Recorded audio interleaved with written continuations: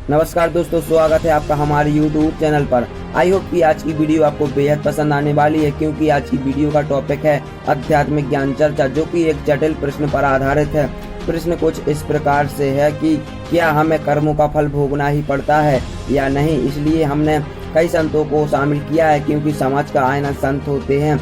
इसलिए आइए जानते हैं क्रम अनुसार सभी संतों के विचार। सबसे पहले जान लेते हैं पंडित पृथ्वी मिश्रा जी महाराज जी के विचार। महाराज जी कृपया कर बताइए कि हमें कर्मों का फल भोगना ही पड़ता है। कर्मों से जरूर डरना, क्योंकि कर्म का भोग तो परमात्मा को भी भोगना पड़ता है। कर्म का भोग तो परमात्मा भी भोगते हैं। कर्म भोगने से, इसलिए कर्म करने से पहले विचार करना कि हमने झूठ कितनी बार बोला, हमने छल कितनी बार करा, हमने प्रपंच कितनी बार करा, हमने बेईमानी कितनी बार करी, हमने कपट कितनी बार करा, क्योंकि कर्म का भोग भोगना पड़ता है। तो अभी आपने सुने पंडित पृथ्वी मिश्रा महाराज जी के विचार, जिन्होंने बताया है कि हमें कर्मों का फल तो भोगना ही पड़ता है। और आइए अब जान लेते हैं स्वामी राघव आचार्य महाराज जी के विचार। महाराज जी कृपया कर बताइए कि हमें कर्मों का फल भोगना पड़ता है या नहीं। तो सुख दुख संसार में जो हमें मिलता है, ये हमारे कर्मों का फल है। हमने जो किया वो हम भोग रहे हैं। शास्त्र का वचन है, स्वयं भगवान भी कहते हैं, अवश्यमेव भोक्तव्यम कृतम कर्म शुभाशुभम। तुमने जो अशुभ और शुभ कर्म किए हैं, उसका फल तुम्हें भोगना पड़ेगा। इससे बच नहीं सकते। कर्मों का फल होता है, कर्मों का फल भोगना पड़ता है। तो अभी आपने सुने स्वामी राघवाचार्य महाराज जी के विचार, जिन्होंने बताया है कि कर्मों का फल तो हमें भोगना ही पड़ता है। और आइए अब जान लेते हैं देवी हेमलता जी महाराज जी के विचार।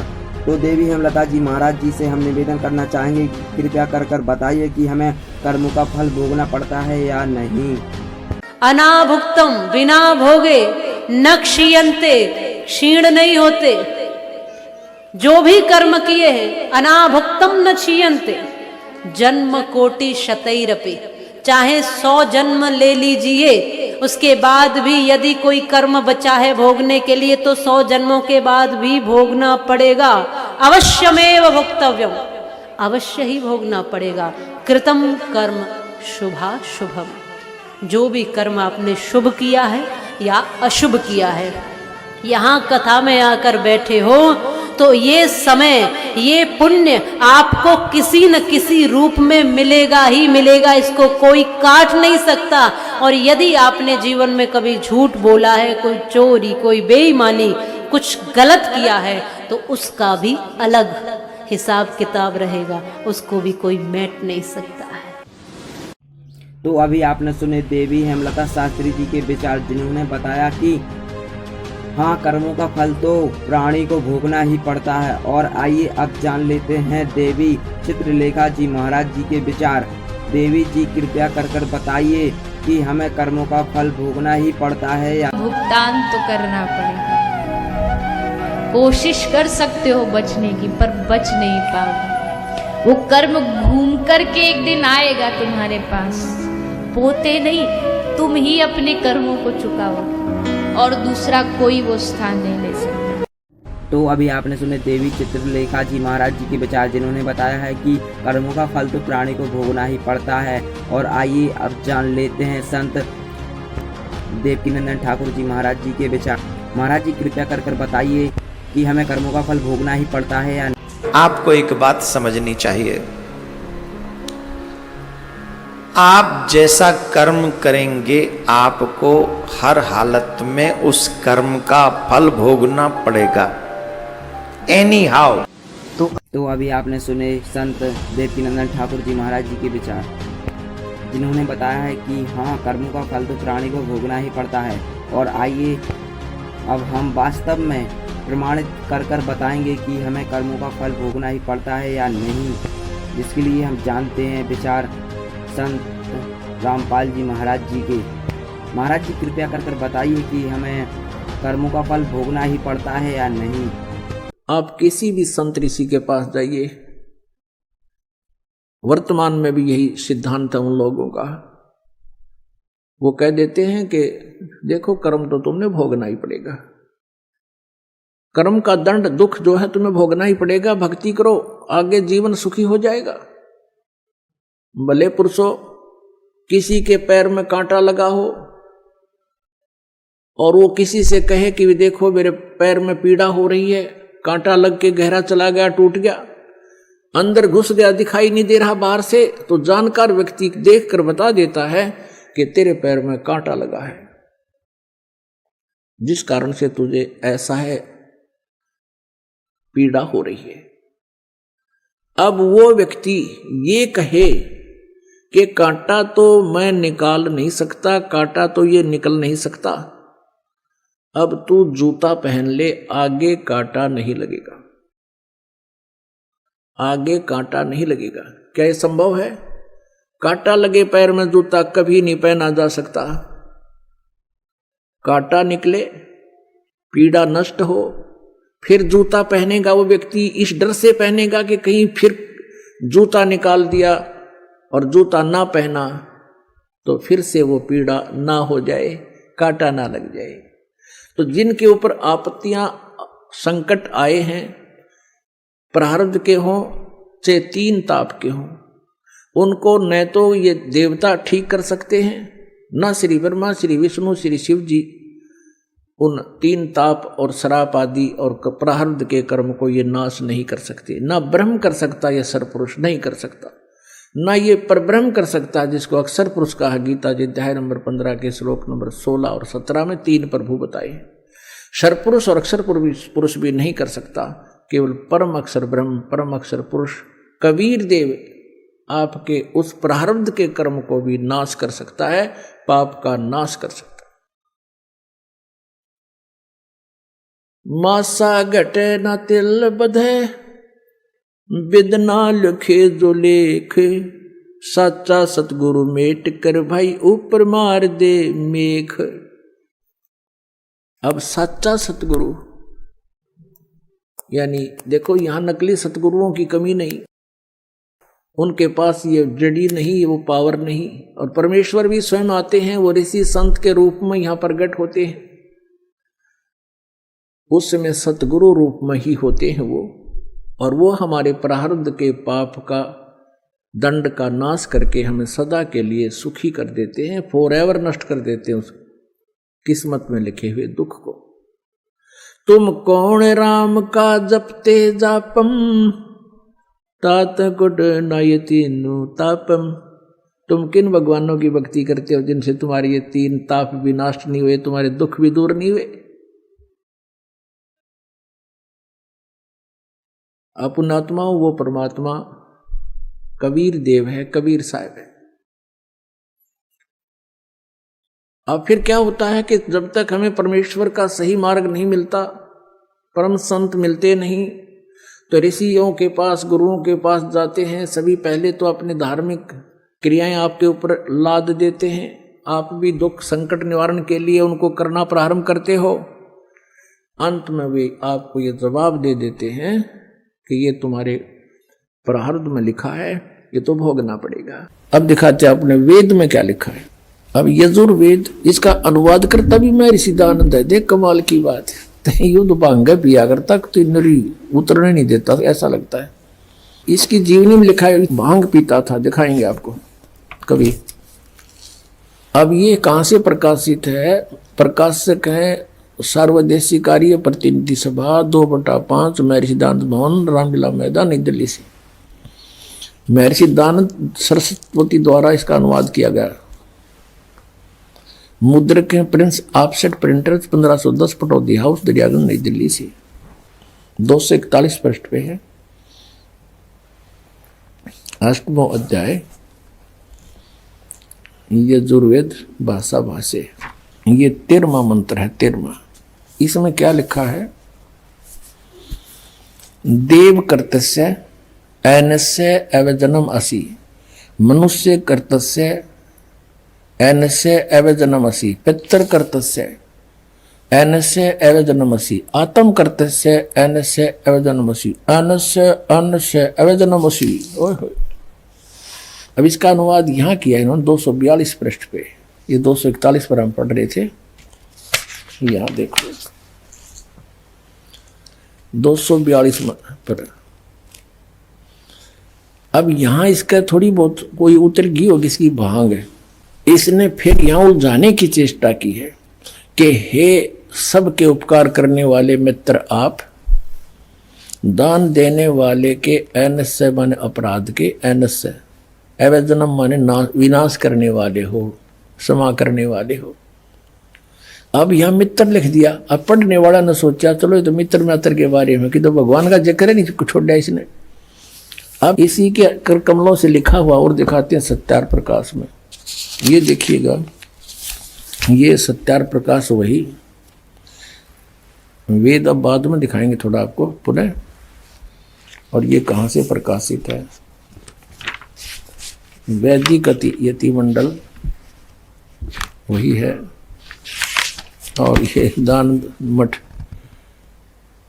गोहाना मार्ग से प्रिंटेड है, आचार्य प्रिंटिंग प्रेस रोहतक से, दान मठ गोहाना मार्ग रोहतक से। इसके प्रथम समोल्लास में और पृष्ठ नंबर 18 पे ये नीचे क्या कहता है कि जो सबसे स्नेह करे, सबको प्रीति करने योग्य है, वह परमेश्वर सबका सच्चा मित्र है। इससे परमेश्वर का नाम मित्र है।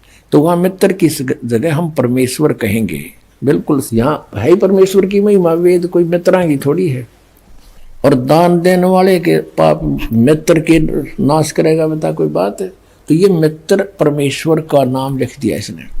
और लिख दिया इसलिए कि कोई पढ़ ना गा के देते ये ज्ञानता पता लग जा, तो पढ़ेगा तो नहीं सोचेगा कोई मित्र के बारे में बोल रखे। एक बार हमारा जो ये करोथा कांड इन्होंने करवाया, इसका यही कारण था। दास ने यही जो स्टेटमेंट आज आपको बता रहा है समाचार पत्रों में निकाल दी, और आर्य समाज के आचार्यों को पता लग गया कि तुम्हारा रोजगार गया। जय दयानंद की अज्ञानता का पता लग गया हमारे दयानंद के अनुयायियों को। ये सारे भागेंगे यहां से, तुम्हें फिर चंदा मिला को नहीं। तो हमने ये नो का नो लिखा था, फोटो स्टेट तो नहीं किया था, इसे लिख के भेजा था कि ये ऐसे बोलता सत्यार प्रकाश में, और ये जुर्वेद में ऐसे लिखा है। तो इन्होंने जवाब दिया फिर उसका पेपर में, समाचार पत्र में, कि रामपाल तो संस्कृत ना जानता, यो के जाने वेदों के बारे में। वो तो दयानंद जी तो महर्षि थे, उन्हें समाधि लाला के वेदों के अर्थ निकाले हैं, और वहां पर मित्र शब्द लिखा है, परमेश्वर के बारे में नहीं लिखा है। अब आम आदमी इतना प्रभावित था इन नकली ऋषियों से कि वो सच्चे हैं, और अन्य व्यक्ति कुछ भी कहता रहो वो सही लिख कर गए होंगे। इसलिए परमात्मा ने दया करी इस प्रोजेक्टर की, और ताकि आप स्वयं देख सके। अब यहां मित्र का अर्थ परमेश्वर है इन्हीं के शब्दों में। अब पढ़ेंगे, देखो अब हम यजुर्वेद पर आ गए। सत्यार प्रकाश रख दिया है। अब इसके हम 8वें अध्याय के वही 13वां मंत्र पढ़ रहे हैं। हे सबके उपकार करने वाले मित्र यानी परमेश्वर आप, देव कर्तस्य दान देने वाले के, एनस्य माने अपराध के, पाप के। एनस्य माने अपराध कहो चाहे पाप को, इसी के शब्दों में। एनस्य माने पाप के, दूर करने वाले हो, नाश करने वाले हो, छुड़वाने वाले हो, क्षमा करने वाले हो, कुछ भी बोलो इन शब्दों को। एनस्य माने पाप के, एनस्य माने अपराध कहो चाहे पाप कहो, नाश करने वाले हो, दान देने वाले के। और मनुष्य कर्तस्य साधारण मनुष्य के किए हुए, एनस्य माने अपराध यानी पाप के विनाश करने वाले हो। और पितृ कर्तस्य पिता के किए हुए, एनस्य माने विरोधाचरण के, नहीं पाप के ही लिखना चाहिए इसलिए।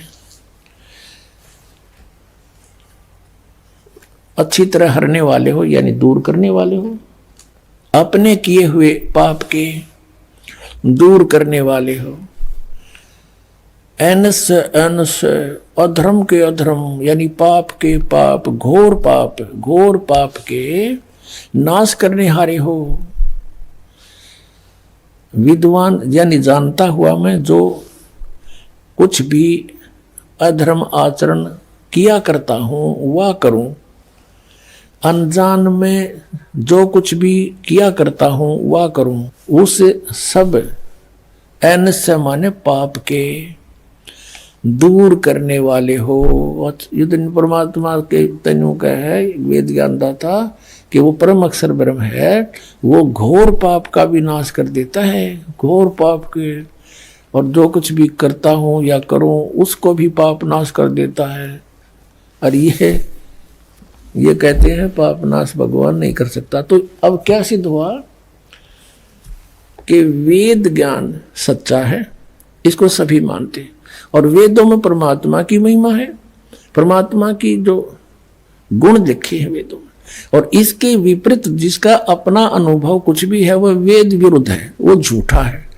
तो सत्यार्थ प्रकाश ये झूठार्थ प्रकाश सिद्ध हो गया, इति सिद्ध। अब पुण्यात्माओं, परमेश्वर स्वयं आते हैं यथार्थ ज्ञान देने के लिए। उस तत्व ज्ञान को, अपनी महिमा को परमात्मा स्वयं ही बताते हैं। और इस काल भगवान ने इन सब की बुद्धि अपने हाथ में ले रखी है। जैसे गीता जी अध्याय नंबर 7 के श्लोक नंबर 8, 9, 10 में कहता है ये कि अर्जुन बुद्धिमानों की बुद्धि, बलवानों का बल मेरे हाथ में है। अब जैसे जब चाहे इनकी बुद्धि ऑफ कर दूं, जब चाहे इनकी ताकत खत्म कर दूं, जब चाहे दे दूं, जैसे श्री रामचंद्र अर्थात विष्णु जी की पत्नी सीता जी का अपहरण हो गया था, उसमें बुद्धि ऑफ कर दी काल ने श्री रामचंद्र जी की। उसको ये नहीं पता मेरी पत्नी कौन उठा ले गया।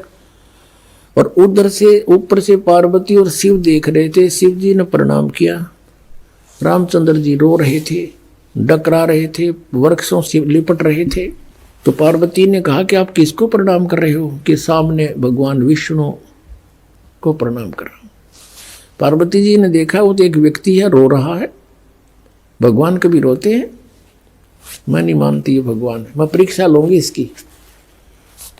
अब कहने का भाव ये है कि वो कथा अधिक ना बढ़ाएं। पार्वती जी भगवान शिव जी से के समय तक बोली कि नहीं, सामने कहने लगी मैं नहीं परीक्षा लूंगी, लेकिन थोड़ा सा भी आंख में चुन्नी होती, वो सीता रूप बना के पहुंच गई, रामचंद्र जी के सामने खड़ी होगी। श्री रामचंद्र जी ने देखते ही बता दिया कि हे दक्ष पुत्री, यहां कैसे आई? भगवान शिव को कहाँ छोड़ आई? वो शर्मिंदा होगी, ओहो सचमुच आप तो भगवान हो, आपने मुझे पहचान लिया। अब वहां उसने रिमोट ऑन कर दी उसकी बुद्धि काल ने, वहां तो उसको तो पहचान लिया कि तू सीता नहीं पार्वती है, और अपनी पत्नी का पता नहीं उसने कौन उठा ले गया। फिर उसकी खोज करी, जैसे किसी की गाय गुम हो जा, कोई इधर जा रहा है, कोई इधर जा रहा है, फिर किसी ने बता दी राउंड उठा ले गया, जब जाकर वहाँ ढूंढी। जैसे अर्जुन जब श्री कृष्ण जी के पैर में विषाक्त तीर मार दिया, श्री कृष्ण जी अंतिम सांस गिने थे और पूरा यादवकुल आपस में लड़कर मर गया दुर्वासा जी के श्रापवश। श्री कृष्ण जी दुर्वासा के श्राप का भी नाश नहीं कर सका। उसमें केवल औरतें शेष रहेगी, नर यादव सभी मर गए। जो गर्भ में थे वो बच्चे तो शेष थे ही। तो श्री कृष्ण जी ने कहा कि आप सभी औरतों को वहां ले जाओ, यहाँ लोग नर पुरुष रहे नहीं, आसपास ये जंगली लोग इनकी बेइज्जती करेंगे।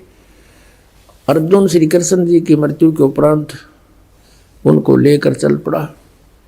रास्ते में बिल्लों ने पीटा, गोपियां ले गए, औरतों को ले गए, कुछ के गहने सारे तोड़ दे गए। और अर्जुन के हाथ में वही धनुष था जिससे महाभारत का युद्ध जीता था। वहां उठा भी नहीं, उससे खड़ा खड़ा पिट रहा है बिल्लों से। तब अर्जुन रो रहा है कृष्ण को कि कृष्ण बड़ा छलिया था, पता नहीं कौन से जन्म का दुश्मन था, हमारे साथ इसने छल ही छल किया। मैं मना करूं था महाभारत में नहीं लड़ूंगा, मुझे लड़ा कर छोड़ा। अब महाभारत में मुझे शक्ति दे दी, मारूं था 1 मरे थे 20। आज वही अर्जुन, वही गांडीव धनुष, आज मैं कांप रहा हूं खड़ा खड़ा, मुझसे उठ नहीं रहा। परमात्मा कहते हैं तुमने मूल का पता नहीं, विघ्न की जड़ कौन है। श्री कृष्ण छलिया नहीं था, ये तो यू काल ब्रह्म, इसके हाथ में रिमोट है सबका। तो यहाँ परमात्मा कहते हैं ये जितने भी ऋषि महर्षि, ये वर्तमान के मंडलेश्वर पाकरे और सतलोक की महिमा गावे, इनकी बुद्धि ऑफ कर रखी सबने, काल भगवान ने। अब ये देखे ऋषि वेद बताते हैं भगवान गौर पाप भी काट दे, दान करने से पाप कटे, और प्रतिदिन के करे हुए कर्मों का भी डेली नाश होता है इस भक्ति के करने से। जैसे साबुन कपड़े का मैल लग गया, साबुन लाया साफ हो गया। हम डेली सत भक्ति करते हैं, इससे जो अनजाने के कर्म होते हैं वो भी पाप नाश होते हैं हमारे, और प्रारब्ध तो होने हैं। इसके लिए परमात्मा कहते हैं मोती मुक्ता दर्शत नाही, ये जग है सब अंदरे, दिखत के तो नैन चश्म इनका, फिरा मोतिया बंदरे। अब क्या बताते हैं कि मोती मुक्ता दर्शत नाही, ये जग है सब अंदरे, और दिखत के तो नैन चश्म इनका, फिरा मोतिया बंदरे। ये देखे थे विद्वान, जैसे किसी मोतियाबिंद हो जाता है तो उसकी आंखें बड़ी स्वस्थ दिखाई देती हैं और उसने दिखता कती नहीं। तो ऐसे ये दिखे थे विद्वान, संस्कृत भाषा जाने थे, वेदों का कख भी पता नहीं।